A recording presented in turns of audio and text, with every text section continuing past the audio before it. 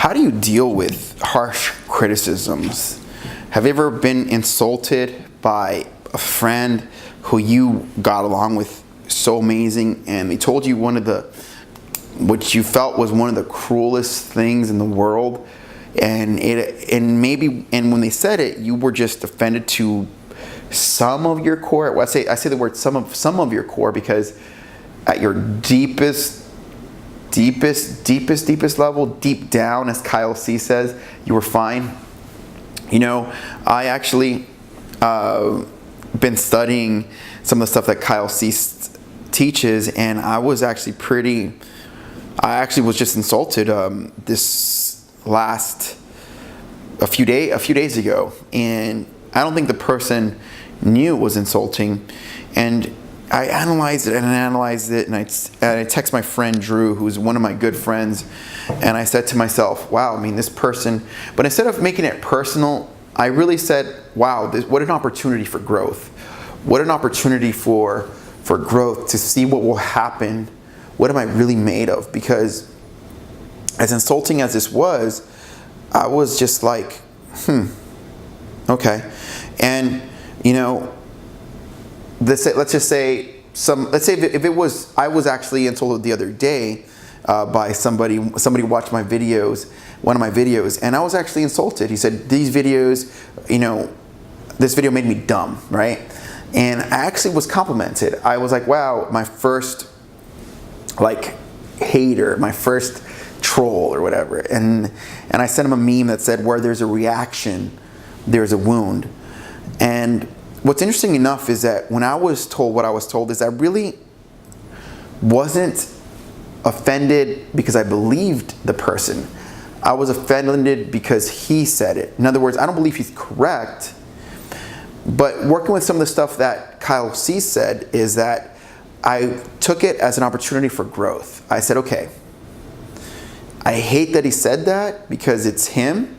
Had someone else said it, maybe it would be a compliment. And on some level, it's almost as if someone else is saying this, let's say it wasn't him, I would have said to myself, great, awesome.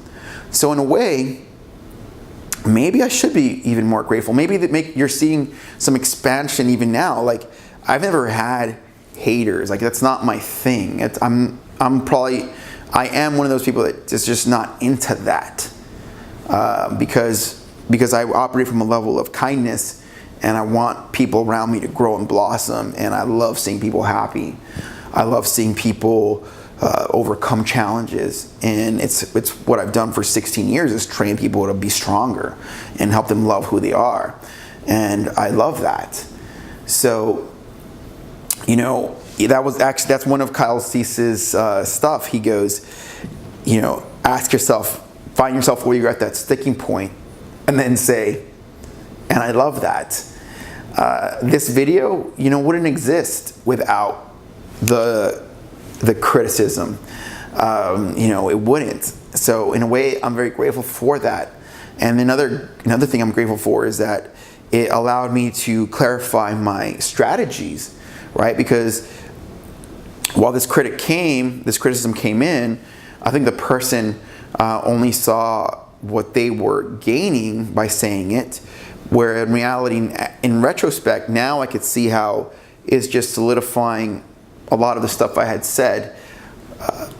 One of Grant Cardone's new book, Be Obsessed or Be Average, I didn't think it'd be so quick that, he at the beginning of the book says, when you're obsessed, you're gonna polarize people, because be ready for it. People are gonna think you're crazy. And I didn't think it'd be that quick. I actually bought this camera because Jimmy Moon is so busy right now that he hasn't had time to edit. And, as I was buying it, I was like, but we already have a camera. Why do we need another one? And it's like, well, do you want to get your work out there? Do you want to get your work out there? And I got the mic here and everything. And, I said, I remember feeling this polarization within me, like you could say the old me, what Dean Graziosi calls the old me, was like, you don't need it, you're just buying something. And then the new me, the big vision me, was saying, dude, do you believe in your work or not? You can do it. It's going to propel you to make videos immediately. You're going to start closing the gap between the lag time when Jimmy is busy. You can pick up the slack. And here we are. And we're looking at the criticism that was said. It doesn't add up at all. And yet I can now say what Kyle Cease was talking about. He goes, it's not about you. When someone criticizes you, when somebody tells you something, it's about them. And that's exactly what I saw. I saw, this is a wound here. This is a person's own hurt coming to the surface and expressing itself in this way. And instead of being more vulnerable and more real and exposing the raw nerve, it said, you know what, let me go ahead and criticize Jacob, because I felt that was the best action. My work is so driven to help I want to supply a good life for my mom when she's ready to retire. She's already in her 50s, and I want financial freedom to the point where I can have a family and not be always looking to clock in and be there on the clock. And just, I'm at that stage of life where I have to expand and reach millions of people versus only 5 or 6 or 10 a day. Does that make sense? So naturally in this growth, I now see that I may leave some people behind, or they may feel like they're being left on the wayside. The intention, the objective though, is I'm thinking about, like Frank Kern said, one of my mentors, he said, stop pulling punches, or stop saying things or not saying something just because, for people that will never buy from you anyway. Because, and then having to tell your mom, hey mom, no private care for you, you're gonna go to the nursing home. In other words, when you get real like that, when you put away the toys, when you look at who we are as adults, we have to operate from that level. And in that transition from leaving our childhood times behind, where we were, being cool, caring what people thought as much, we're now at this stage where we have to say, look, this is my family, this is my legacy, this is what I'm going to fight for, this is what I'm willing to bleed for. And in that, we find our freedom, we find our voice. And so how do you deal with a critic? You operate from purpose. Grant Cardone said himself, he said, purpose is the holy grail. Being around mentors, studying their work, studying my work, it's just that you have to understand that critics are going to come, but can you operate from that level of purpose where it's like, look, dude, this is my objective. As sad as it is, as sad as it makes me to hear sometimes good people I love, say things that I think are super offensive on some level, it's like I have to realize that it's not about me, it's their stuff. It's their stuff coming up to the surface and expressing itself in that way. And so I'll give you a quick strategy then on how to work with it. Let's just say you hear the criticism. Okay, so criticism comes in. If it triggers anything, if it triggers any kind of emotional response, you find yourself, it's draining energy quickly. The fact that it's draining energy is already a sign that it's triggered you, okay? So then what you do then is, if it needs to hurt, if it needs to process, go ahead and let it do its thing. And then quickly start going to your philosophy and your purpose. In other words, that stuff is your foundation, the holy grail, as Cardone says.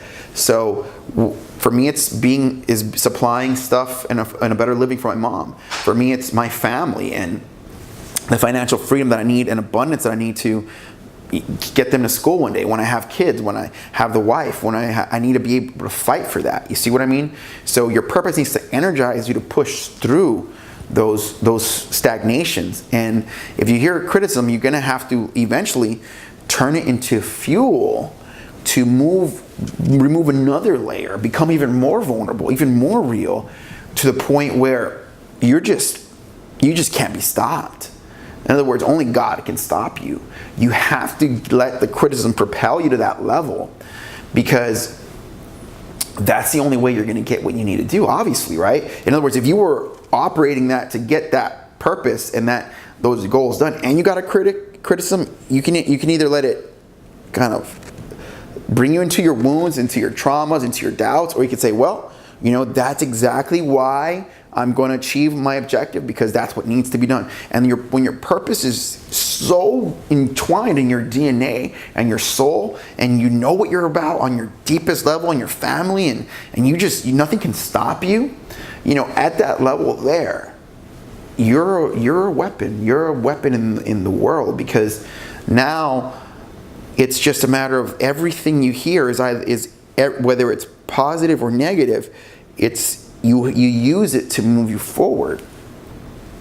This video is dedicated to my critics and the people that are willing to ignore the sincere love I have for my family, my brother, Edward, my sister, Michelle, my mom, Juanita. This video is dedicated to your criticisms, because to my future family, the woman I don't know yet, the kids I will have, I wanted to go down on record that said that I fight for you. I fight for the art that I want to create through music, through books, through these videos, through coaching, the art of that. As you can think whatever you want, but that's where I stand with it. And God, meditation, my search for meditation, my vulnerable, true, sincere vulnerability and search in that. And in this vulnerability, what I feel is that we're all vulnerable. It's just that, it takes a certain level of courage and strength to admit it. And in that vulnerability is where I feel good. It's because I'm no longer I'm not hiding any punches. I'm not pulling a punch, neither am I hiding anything. It's just real. And so, this video is dedicated to my critics, because all I know is that I cannot let your words stop me from supplying the needs of my family. And I can't let your words stop me from creating the art that I need. The only person, the only being, the only entity that can stop me, I'm going to want to be is God. That's it. So please step down from your criticisms. Keep them away from me, or fuel me, or no, I'll do whatever I can for them to fuel me.